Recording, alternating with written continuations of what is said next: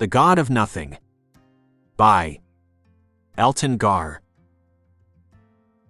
Isaac sat on the floor in the center of the huge dome. The rings of intricately carved stone tiles forming circles around him, each getting both deeper and darker as they went out. The great stone building made him feel safe. Not just because of the stone walls that surrounded it or the thick wooden doors that kept out anything dangerous, but because it was the place he felt closest to the gods. He didn't pray here as often as he would like. He had become a monk because he wanted to spend a quiet, peaceful life in communion with the gods, but there was always something to be done.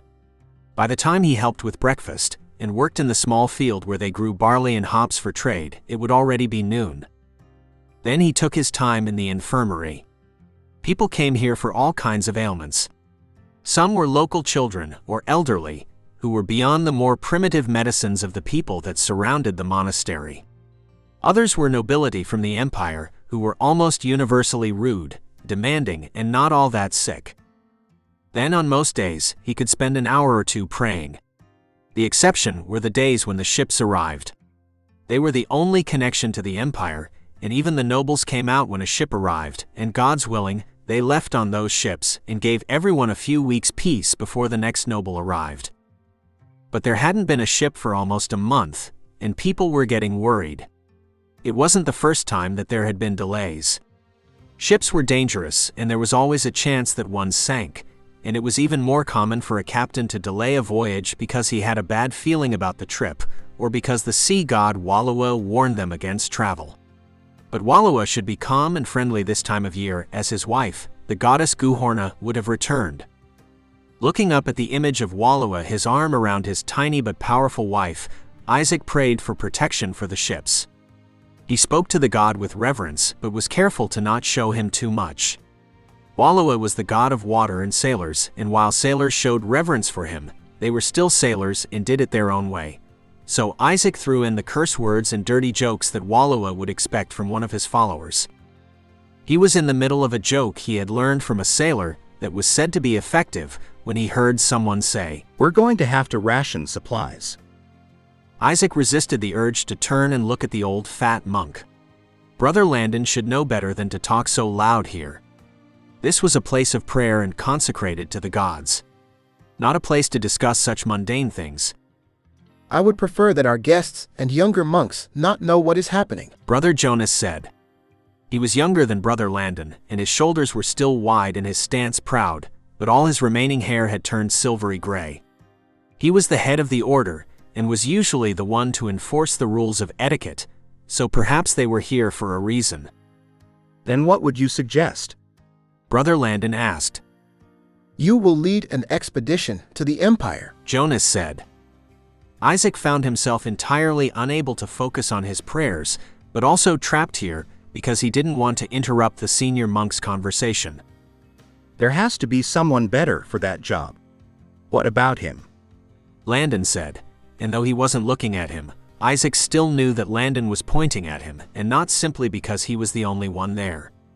Landon didn't like Isaac. You've said that he can't be trusted with something so important, Jonas said. Landon spluttered something that wasn't entirely coherent. It wasn't the first time that Jonas had used Landon's tendency to pick sides against him. But it might be the last. The monastery didn't have a ship, so they'd have to walk back to the empire. The locals were friendly after almost 100 years of the monks healing their sick and trading with them.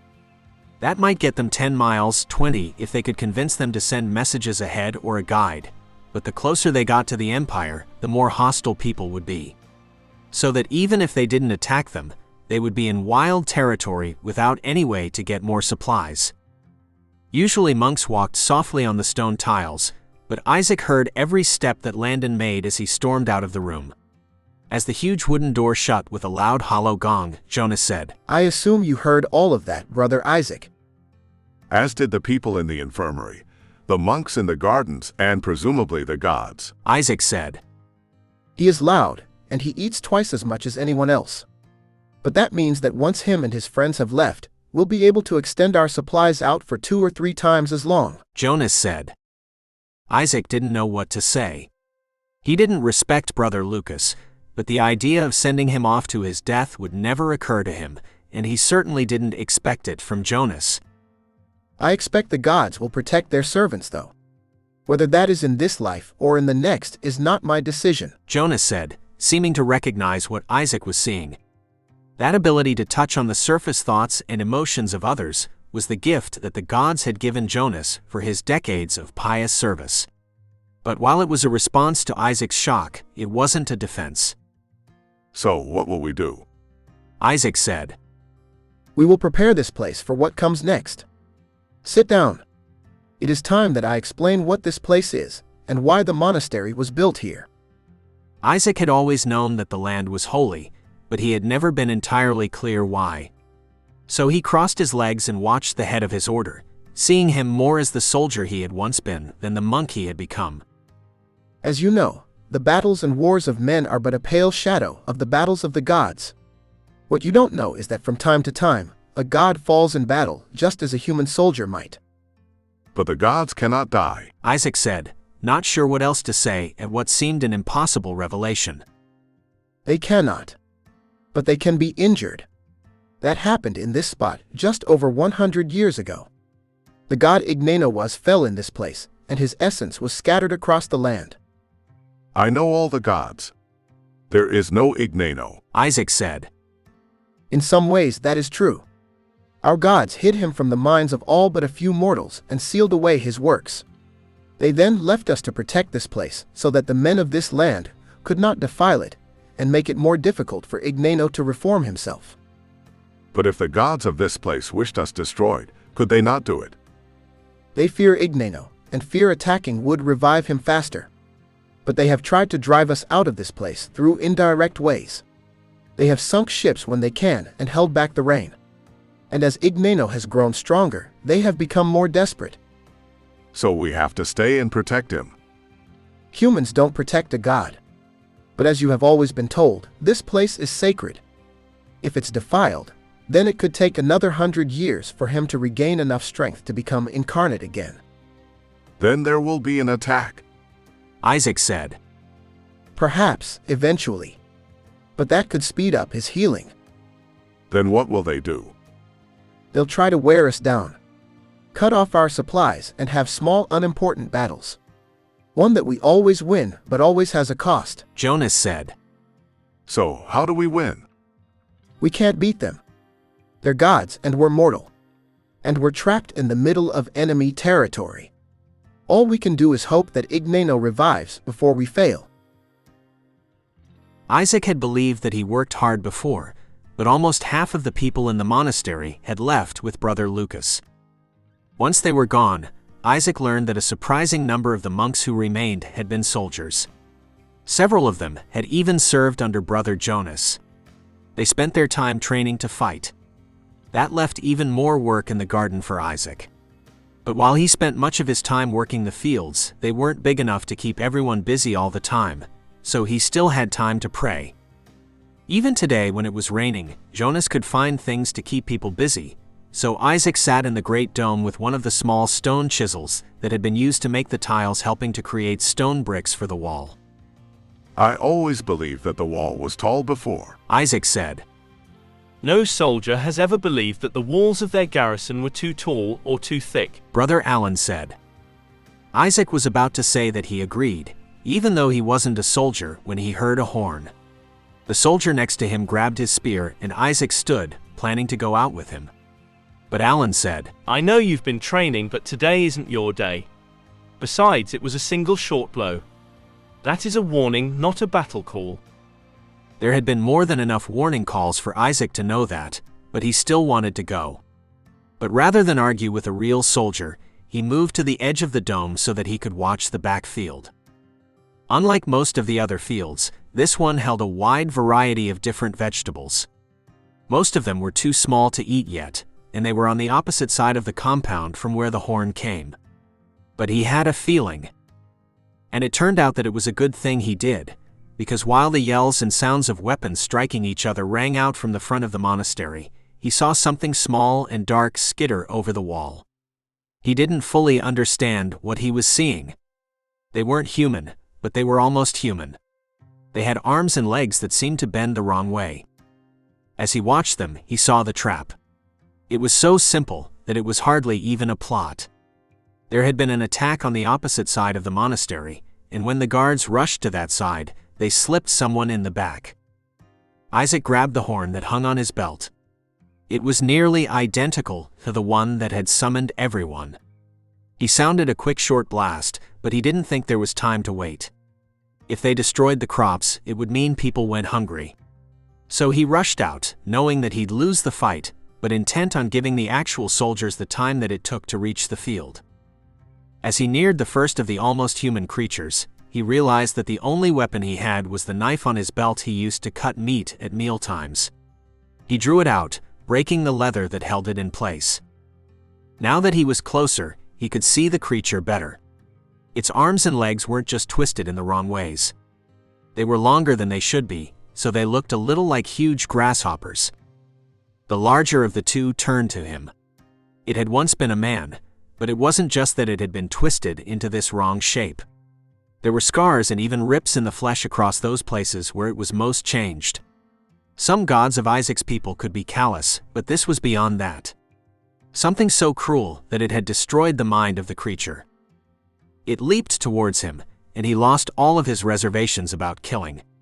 Killing this broken thing would be a mercy, and as he lifted the dagger, allowing the creature to fling itself onto it, he prayed that the gods would have mercy on it and allow its soul to be destroyed, rather than live an eternity in this crippled and ravaged form. But it wasn't as easy as he had expected. He drove the knife into its chest up to the hilt, but all that seemed to happen was that the knife was pulled out of his hand as the creature landed on him. It reached for his eyes, trying to gouge them out, and he grabbed the hands, starting what he knew would be a slow and painful wrestling match he would lose. He didn't know if the creature was stronger than him, but it could clearly survive far more pain than him. But there was nothing else to do. He tried to kick with his feet, but there was no leverage, and slowly the creature's long twisted fingers made their way towards his eyes, every filthy and bloody crack in the skin visible from inches away. Then Alan was standing above him. His spear was driven into the side of the creature.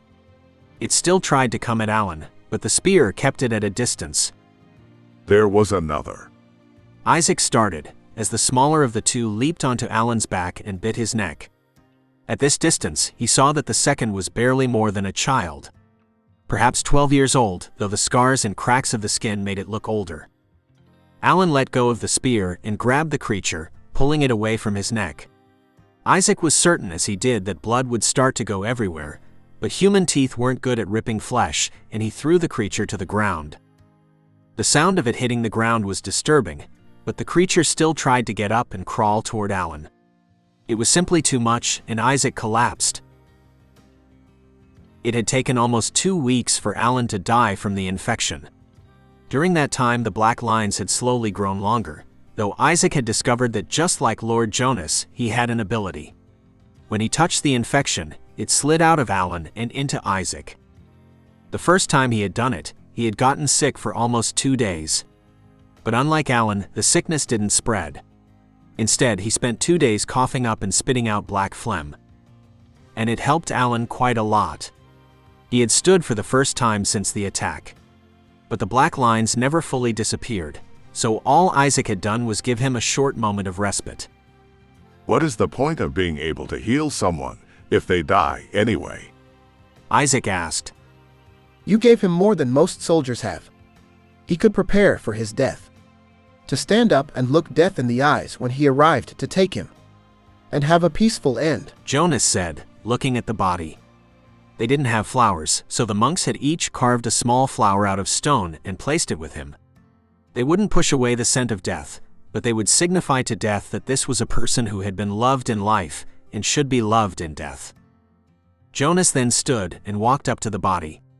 It was black and shriveled in a way that it shouldn't be, after only 1 day of death. He took a large gold coin from his pocket.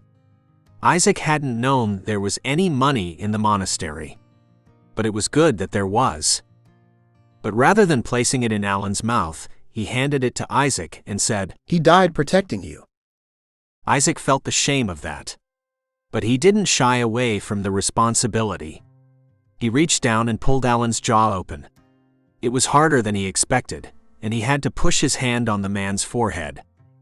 The whole time the black tendrils were wrapping around his hands and pulling into him. It looked so natural that if he hadn't known better, he would believe that it was the power of the infection rather than his own. But it didn't happen with anyone else. I can do that. I didn't know it would be so bad, Jonas said. No. The least I can do is make certain he can get comfortably to the afterlife, Isaac said, though his hand throbbed as his fingernails turned yellow and his skin cracked. But it wasn't just physical pain. The infection seemed to flow into his soul, and he said, This is all pointless. They'll just kill us all one at a time, and then desecrate this place anyway. And why would the lives of a god be more important than ours? There are things worth dying for, Jonas said. Yes. What this world needs is another god of war. We only have 7 of them, Isaac said. More than that if you count all the gods of other lands. But Igneno was not a god of war, Jonas said. You said he died fighting in a battle, Isaac said. I said he died in a battle. I did not say he was fighting in a battle, Jonas said. As Isaac tried to understand that, the world began to wobble, and then it fell over. He began to giggle at that, as he felt Jonas pick him up. Time lost its meaning as Isaac lived in the infirmary. He was brought bowls of broth that they forced him to eat, and even though there were others who needed help, there was always someone with Isaac. He became most aware when there were the sounds of fighting. The walls of the building were not thick enough to hold them out, and each time there were more people in the beds. Sometimes they were just normal injuries, but others had the black infection. Men wasted away from that sickness while Isaac, the one gifted by the gods with the ability to draw out the poison, laid in bed. And more than once, he tried to crawl over to one of those men. It just made no sense that the gods would give him an ability that didn't work. Once he could eat solid food, Jonas came to see him. The old priest sat on the side of his bed and said, You need to take care of yourself. Why would the gods give me an ability that couldn't be used? Isaac asked. The gods do things for many reasons. Perhaps they want you to understand something important, Jonas said. That there is value in fighting a battle you can't win. That grasping for every second is what humans do. I'm not trying to leave. I just want to be useful. Then go to the dome and pray. That might be more useful than anything any of the rest of us can do, Jonas said. What do you mean? The enemy has been growing its strength. I think they sense Igneno is becoming stronger. We hope that prayer will aid with that. How long do we have? They have more than enough troops to attack and win. But the gods tell us that war will speed up the healing, and perhaps they fear that, Jonas said. Getting up was harder than Isaac had expected. The world spun, and he expected it to fall over again. But this time Jonas was expecting it and caught him. Moving across the courtyard with Jonas's help, Isaac was surprised by how much everything had changed. The garden and fields were gone, replaced by the same black that infected the monks. But they weren't monks anymore. No, that was unfair. They were soldiers, but they were also monks. Each of them carried a long spear, and most wore thick padded armor. They stood on the walls, most looking out towards the west. Isaac looked in that direction and wished he hadn't. The enemy was there. Hundreds, perhaps thousands of men in what used to be men. He didn't understand how anyone could serve a god so cruel as to create those monstrosities. He could only assume they had little choice. If you didn't worship them, then you'd likely become a monstrosity. The midday sun looked darker around them, and he wondered what would happen when they attacked. Would they bring that darkness here and destroy this place? And more than that, he expected them to rush them. But they just waited. It makes no sense, Isaac said as he stopped and looked back at them. From a tactic standpoint, it does. We can't attack them so they can relax and wait, but we have to remain vigilant. If it was me, I'd wait weeks. Let us become so exhausted that we'd be welcoming their attack, Jonas said. Isaac looked out at the dark army, waiting. That wasn't entirely what he meant. But it wasn't entirely not that. What bothered him was that there was no real sign Igneno was getting stronger. It felt as if the only ones getting stronger were the enemy gods. Still, he sat in the center of the dome and began to pray. He looked at each of the gods and asked them for their aid in this battle. He started with the gods of the sea, air, and underworld, the three brothers that made up most of the world. But then he moved on. The god of nature, of winter, and finally the gods of war. It seemed wrong that there were 7 gods of war. They weren't the strongest gods, but they were still gods and the favorite in the empire that had grown continually for the last 100 years, though it seemed that time might be over. But while he didn't like war or the gods that pushed it on the empire, he needed their help more than any of the others, so he prayed. But the connection he always felt to the gods was different today. He could feel the corruption more fully than anything else. It was like a giant wet towel over the entire world. Still, as he prayed, it felt as if he were slowly cutting away at the corrupt threads that were forming around them. As he pushed on it, he heard horns. This time it was dozens of them, all blowing twice. The minor assaults were over. This was a battle. He stood to go out and fight with the rest, but Jonas put his hand on his shoulder and said, Keep doing what you're doing. This is our fallback position, so if you're needed, you'll get your chance to fight. Isaac expected him to go out into the battle after that. Instead, he moved to the largest of the doorways and watched. He didn't do anything at first as the sounds of battle began. But soon he began to make loud and complex sounds on the horn. Isaac didn't know what the sounds meant, but he knew that the soldiers outside did, and he understood just how hard it was for Jonas to stay here while the others fought. How hard it was to let other people die when you could help. But directing the battle was important. And as he considered that, he began to see more. It was as if the images on the dome came to life, and he saw them battling against the other gods. The more powerful used their weapons of wind, water, and storms to protect their people. The gods of war used themselves. The gods of the other people were far less human. They were corrupted in the same way as their people, but as he looked more carefully, he understood they weren't infected. They were the infection. Tiny threads of the gods extended out, growing into their followers. It was still wrong, but he understood it better. Understood that it was not forced on the gods' followers, but that those who had it were in many ways monks. And in the painted battle on the ceiling, he saw someone else who didn't like it. Igneno stepped out of the crowd of the gods, just as the two most powerful met. The storms of the All-Father smashing into the mountains. The world shook and mortals on both sides began to die. And then Igneno stepped in. The others called him a god of nothing. But that wasn't what he was. He was the god of calm times. The god of quiet moments. The god of peace. And he placed himself between the two most powerful gods. Isaac understood. The god of peace had been ripped apart by the other gods. But then something happened. Igneno raised his hands and for that moment, became more powerful than all the other gods. The tentacles were burned away, but so was the storm. The oceans receded and the gods of wars knelt. But it wasn't an attack. The god of peace didn't attack.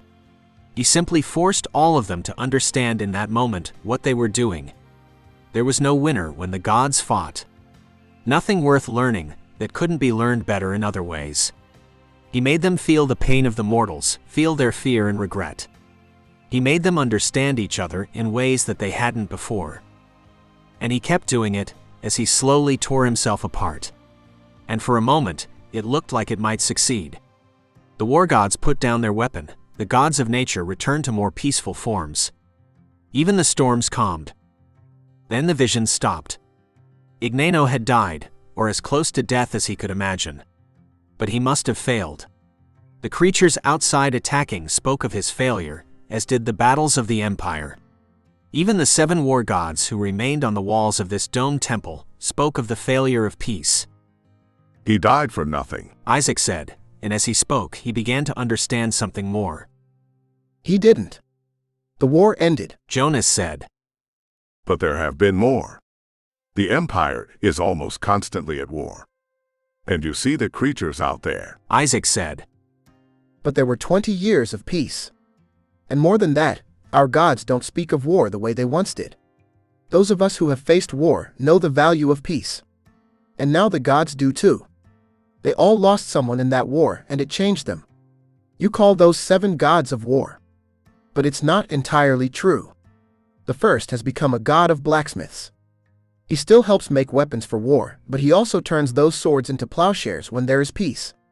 The second became the god of soldiers. He will fight to help them, but the soldiers don't just come for protection in battle, they pray to him for healing after.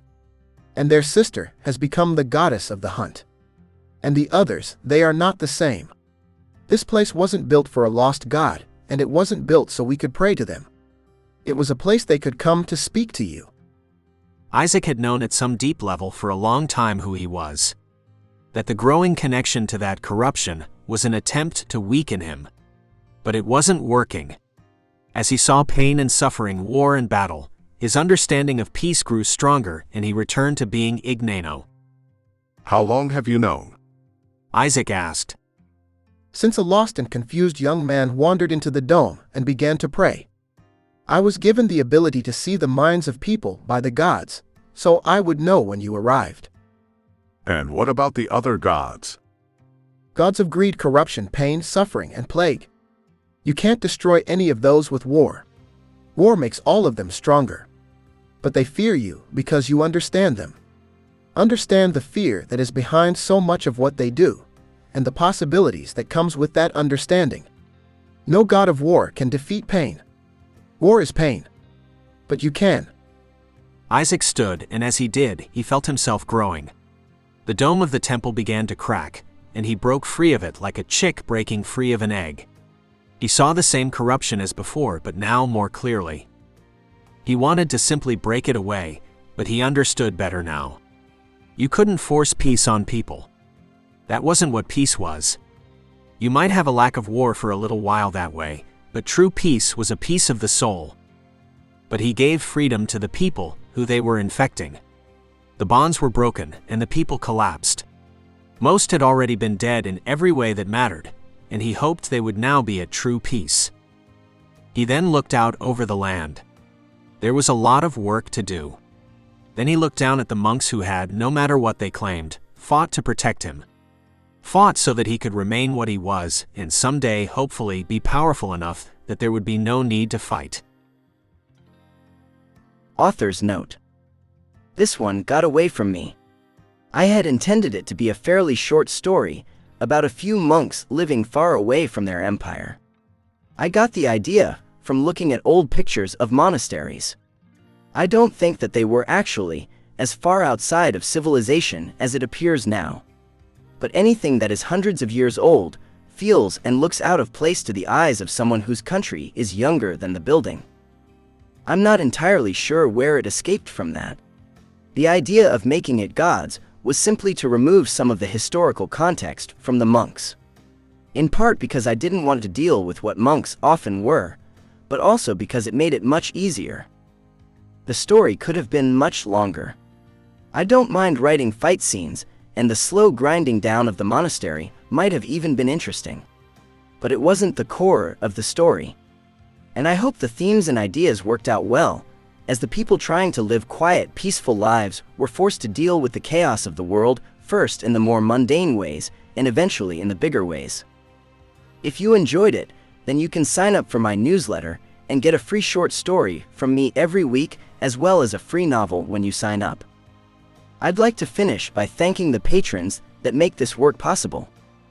Thank you. Elton Gar.